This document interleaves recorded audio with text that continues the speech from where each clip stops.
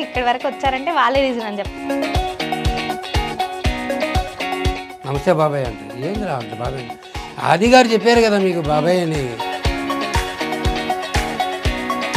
సున్నితమైన మనసు చెమట కాడుతూ ఉంది, తడిచిపోయింది. అట్లే వచ్చి గట్టిగా పట్టుకున్నారు మేడం. సో నాగబాబు గారు మాట్లాడుతూ చిరంజీవిని కల్పిస్తానన్నారు. చెప్పారు కలిసారా మరి?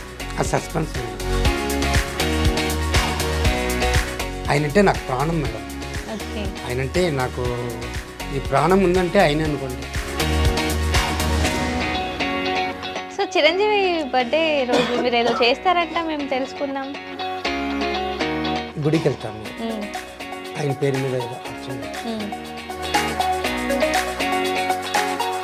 ఓకే. సో హీరోస్లలో మీకు చిరంజీవి గారు అంటే ఇష్టం, డ్యాన్స్ కానివ్వండి, యాక్టింగ్. హీరోయిన్స్లలో ఎవరు ఇష్టం మరి? పిల్లలకి కష్టం అనేది తెలియాలి,